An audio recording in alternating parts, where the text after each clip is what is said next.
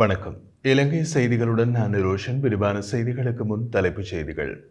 தொழில்துறையை வளர்ப்பதிலும் தொழில் முனைவோரை ஊக்குவிப்பதிலும் எதிர்கொள்ளும் சவால்கள் குறித்து தொழில் மற்றும் தொழில் முனைவோர் மேம்பாட்டு அமைச்சர் கவலை. முன்னாள் ஜனாதிபதி மஹிந்த ராஜபக்சவின் மகன் ஜோசித ராஜபக்ச பண மோசடி தடுப்புச் சட்டத்தின் கீழ் குற்றப்புலனாய்வு திணைக்களத்தினால் கைது. அனுருகுமார திசாநாயக்க வசிக்கும் உத்தியோகபூர்வ இல்லத்தின் மாத வாடகை சுமார் 500 லட்சம் ரூபாவாக மதிப்பிடப்பட்டுள்ளதாக பொதுஜன பெரமுனவின் பொதுச் செயலாளர் தெரிவிப்பு. மக்கள் தொகை அதிகரிப்புக்கு இணையாக தேங்காய் உற்பத்தி குறைவடைந்ததே நாட்டில் தேங்காய் விலை உயர்வுக்கு முக்கிய காரணம் என மூத்த பேராசிரியர் அருணகுமார சுட்டிக்காட்டு. தொடர்வது விரிவான செய்திகள். தொழில்துறை வளர்ச்சியினை வளர்ப்பதிலும் தொழில் முனைவோரை ஊக்குவிப்பதிலும் தனது பங்கை நிறைவேற்றுவதில் எதிர்கொள்ளும் சவால்கள் குறித்து தொழில் மற்றும் தொழில் முனைவோர் மேம்பாட்டு அமைச்சர் சுனில் ஹேந்திரநாத் கவலை தெரிவித்துள்ளார். ஒரு நிகழ்வில் பேசிய அமைச்சர் தனது முதன்மை பொறுப்புகளில் கவனம் செலுத்துவதற்கு பதிலாக நாள் முழுவதும் பல்வேறு தொடர்பில்லாத பிரச்சினைகளை நிர்வகித்து ஒரு வர்த்தகராக செயல்பட வேண்டிய கட்டாயம் ஏற்பட்டுள்ளதென்றும் கூறினார். தொழில் மற்றும் தொழில் முனைவோர் மேம்பாட்டு அமைச்சராக எனது பங்கு காலை 6 மணி முதல் நள்ளிரவு வரை பொருட்களை விற்பனை செய்வதாக மாறியுள்ளது. அடிப்படையில் ஒரு வர்த்தகராக வேலை செய்வது என்று அவர் கூறினார். செவனகல மற்றும் பெல்வத சர்க்கரை நிறுவனங்களின் விலை மற்றும் சம்பள பிரச்சினைகள், உப்பு இறக்குமதியில் தாமதம், தேங்காய் பற்றாக்குறை மற்றும் அதிக விலைகள், அத்துடன் வாகன இறக்குமதி தடையை தளர்த்துவதன் சாத்தியமான தாக்கம் குறித்து ஆட்டோமொபைல் துறையின் கவலைகள் உள்ளிட்ட தனது அன்றாட சவால்களை அமைச்சர் கோடிட்டு காட்டினார். இந்த வழியில் நாம் எப்படி தொழில் முனைவோரை வளர்க்க முடியும் என்று கேள்வி எழுப்பிய அவர், வணிகத்தில் ஈடுபடுவது தொழில்துறை அமைச்சின் பங்கு அல்ல, வணிகங்கள் மற்றும் தொழில் முனைவோருக்கு தேவையான ஆதரவை வழங்குவதே எங்கள் பொறுப்பு என்று அவர் மேலும் கூறினார். முன்னாள் ஜனாதிபதி மஹிந்த ராஜபக்சவின் மகன் ஜோசித ராஜபக்ச இன்று பெலியத்த பகுதியில் குற்றப்புலனாய்வு துறையினரால் கைது செய்யப்பட்டதாக போலீஸ் ஊடக பேச்சாளர் சிரேஷ்ட போலீஸ் அத்தியட்சகர் புத்திக மனதுங்க தெரிவித்தார். ரத்மலானி ஸ்ரீமில் பிரதேசத்தில் அமைந்துள்ள 34 மில்லியன் ரூபாய் மதிப்புள்ள வீடு மற்றும் காணியை வாங்கியது தொடர்பாக 2006ஆம் ஆண்டு 5ஆம் இலக்க பண மோசடி தடுப்புச் சட்டத்தின் கீழ் ஜோசித ராஜபக்சவை சந்தேக நபராக பெயரிட போதுமான ஆதாரங்கள் இருப்பதாக சட்டமா அதிபரால் கடந்த 23ஆம் தேதி குற்றப்புலனாய்வு திணைக்களத்திற்கு அறிவித்ததை தொடர்ந்து இந்த கைது இடம்பெற்றது. இந்த நிலையில் தெற்கு அதிவேக நெடுஞ்சாலையின் பெலியத்த நுழைவாயிலுக்கு அருகில் குற்றப்புலனாய்வு திணைக்களத்தின் அதிகாரிகளால் அவர் கைது செய்யப்பட்டார். அதன்படி ஜோசித ராஜபக்ச தொடர்பாக குற்றவியல் நடைமுறை சட்டத்தில் மேலும் நடவடிக்கை எடுப்பதற்காக இது கைது மேற்கொள்ளப்பட்டதாகவும் போலீஸ் ஊடக பேச்சாளர் தெரிவித்தார்.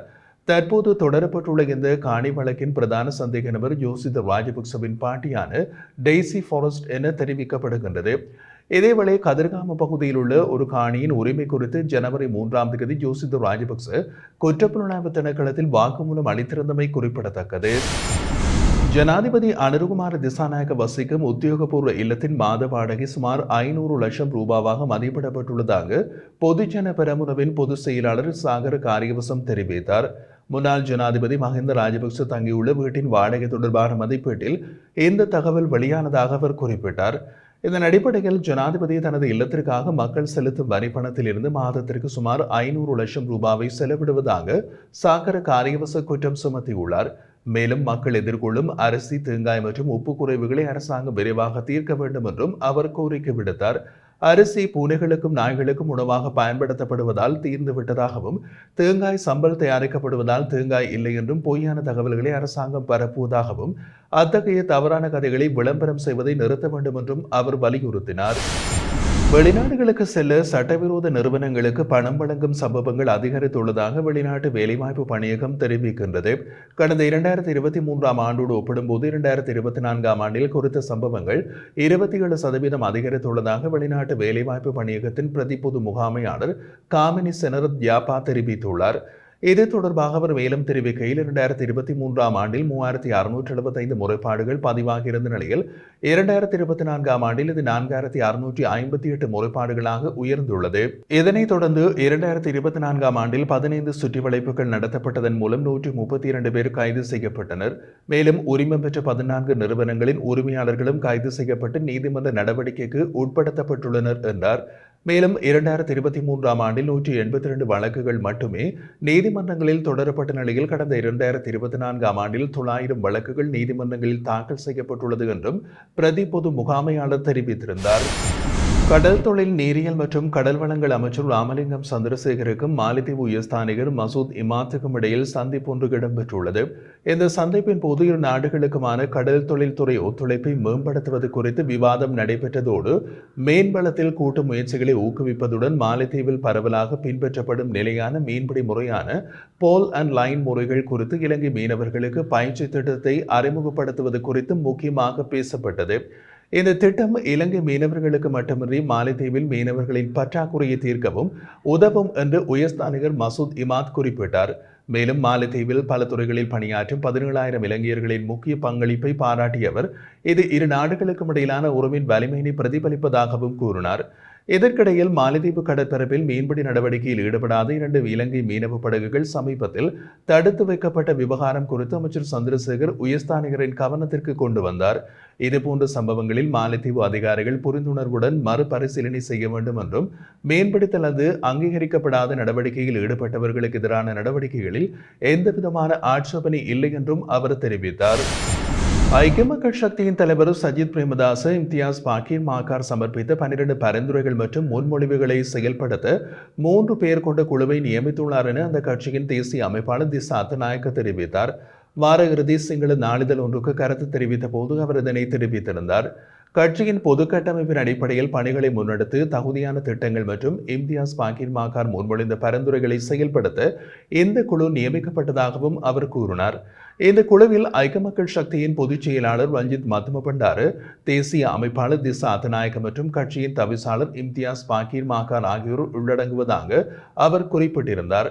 இம்தியாஸ் பாக்கீர் மாக்கார் எழுப்பிய பிரச்சனைகள் தொடர்பாக இந்த குழு ஒருமுறை கூடியுள்ளது. மேலும் எதிர்வரும் வாரத்தில் மீண்டும் கலந்துரையாடல் நடைபெறவுள்ளது என்றும் திசா அத்தநாயக்க தெரிவித்தார். கட்சியின் மறுசீரமைப்புக்காக முன்னாள் நாடாளுமன்ற உறுப்பினர் மற்றும் தவிசாளராக இருக்கும் இம்தியாஸ் பாக்கீர் மாக்கார் கடந்த ஆண்டு கட்சியின் தலைவர் மற்றும் பொதுச் செயலாளருக்கு கடிதம் எழுதியிருந்தமை குறிப்பிடத்தக்கது. இந்தியாவிலிருந்து 4,500 மெட்ரிக் டன் உப்பு ஜனவரி 27ஆம் தேதி இலங்கைக்கு வந்தடையும் என்று இலங்கை வர்த்தக கூட்டுத்தாபனம் தெரிவிக்கின்றது. மேலும் ஜனவரி 31ஆம் தேதிக்குள் கூடுதலாக 12,500 மெட்ரிக் டன் உப்பை இறக்குமதி செய்ய திட்டமிட்டுள்ளதாக கூட்டுத்தாபனத்தின் தலைவர் ரவீந்திர பெர்னாண்டோ தெரிவித்துள்ளார். அண்மையில் ஏற்பட்ட கனமழையால் உள்ளூர் உப்பு உற்பத்தியாளர்கள் எதிர்கொண்ட சிரமங்களை கருத்தில் கொண்டு உப்பை இறக்குமதி செய்வதற்கு அரசு இந்த முடிவை எடுத்திருந்தது. அதன்படி இந்தியாவிலிருந்து உப்பை இறக்குமதி செய்ய 2 நிறுவனங்களுக்கு அனுமதி வழங்கப்பட்டுள்ளது என்றும் ரவீந்திர பெர்னாண்டோ கூறியுள்ளார். நாட்டில் தேங்காய்களின் விலை உயர்வுக்கு முக்கிய காரணம் மக்கள் தொகை அதிகரிப்புக்கு இணையாக தேங்காய் உற்பத்தி குறைவடைந்துள்ளது என்று ருகுணு பல்கலைக்கழகத்தின் பயிர் அறிவியல் துறையின் மூத்த பேராசிரியர் அருணகுமார தெரிவித்துள்ளார். 2000 ஆண்டில் தேங்காய் உற்பத்தி 3000 மில்லியன்களாக இருந்த நிலையில் அப்போது மக்கள் தொகை 18 மில்லியனாக இருந்ததாக அவர் கூறினார். ஆனால் 2024ஆம் ஆண்டில் மக்கள் தொகை 23 மில்லியனை எட்டியிருந்தாலும் தேங்காய் உற்பத்தி உயரவில்லை என்பதையும் சுட்டிக்காட்டினார். தேவையை பூர்த்தி செய்ய உள்நாட்டு உற்பத்தி போதாமல் இருப்பதே தேங்காய் பற்றாக்குறைக்கு காரணமாக உள்ள நிலையில் இதனை தீர்க்க 3 மில்லியன் தென்னை மரக்கன்றுகளை நடுவதற்கு திட்டமிடப்பட்டுள்ளதாகவும் தென்னை பயிர் செய்ய சபை அறிவித்துள்ளது. 2024ஆம் ஆண்டில் தேங்காய் உற்பத்தி 700 மில்லியன் தேங்காய்கள் குறைந்துள்ளது என்றும் தரவுகள் வெளிப்படுத்துகின்றன.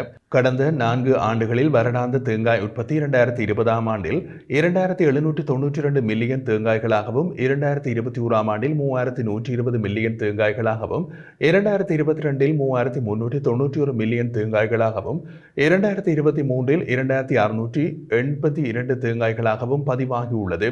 தேங்காய் உற்பத்தி குறைவதற்கான காரணங்களில் குறைக்கப்பட்ட உர பயன்பாடு, காட்டு விலங்குகள் விளைவிக்கும் சேதம், வானிலை மாற்றங்கள் மற்றும் தென்னை பயிர்ச்செய்கை நிலங்கள் பிற திட்டங்களுக்கு விற்கப்படுதல் ஆகியவை அடங்குகின்றன என்றும் கூறப்படுகின்றது.